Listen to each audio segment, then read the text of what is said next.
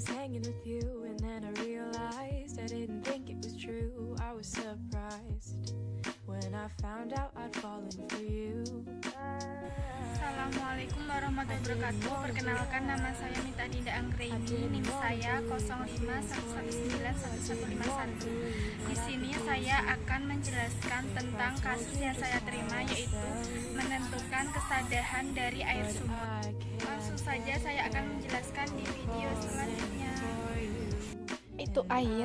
Air adalah material esensial, merupakan kebutuhan pokok bagi kehidupan manusia. Berdasarkan Peraturan Menteri Kesehatan Nomor 416 tentang kualitas air bersih, kadar maksimum kesadahan CaCO3 yang diperbolehkan adalah 500 mg per liter. Dikatakan air tersebut air sadah adalah atau kesadahan merupakan salah satu parameter tentang kualitas air bersih. Karena kesadahan menunjukkan pencemaran air oleh mineral-mineral terlarut seperti Ca2+ dan Mg2+. Kemudian untuk menetapkan kesadahan total air sumur dapat dilakukan dengan 3 tahap. Yang pertama, pengambilan air sumur, kemudian dilakukan standarisasi larutan Na2EDTA, ketiga penetapan kesadahan total.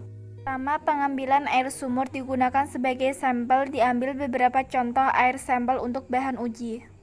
Kemudian yang kedua, dilakukan standarisasi larutan Na2EDTA dengan cara diambil 20 ml larutan CaCO3 0,01 molar, dimasukkan ke dalam Erlenmeyer 250 ml, kemudian ditambah dengan 1 ml larutan buffer pH 10 dan ditambah dengan 30 mg indikator EBT, kemudian dititrasi dengan larutan Na2EDTA sampai terjadi perubahan dari merah ungu menjadi biru.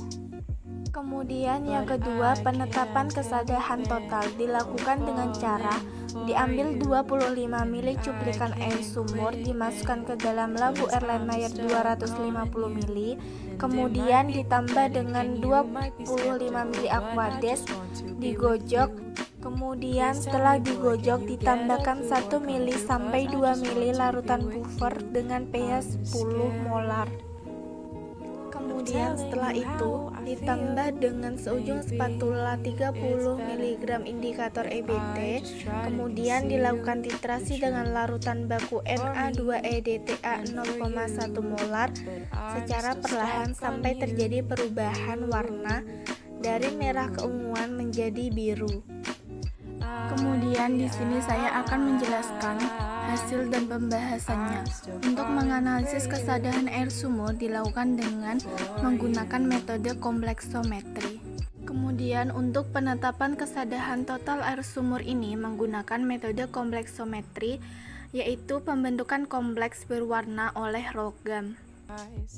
Sesuai dengan kasus yang saya terima, yaitu beberapa warga mengeluhkan bahwa air sumurnya ketika dipanaskan membentuk endapan berwarna putih bahkan bau.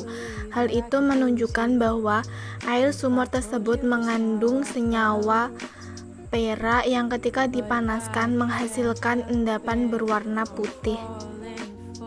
Apabila dilakukan uji dengan menggunakan metode titrasi kompleksometri dengan bantuan indikator buffer pH 10 dan ditambah dengan sedikit indikator EBT dengan warna awal ungu, kemudian akan dilakukan titrasi dengan menggunakan larutan EDTA, akan berubah warna menjadi biru.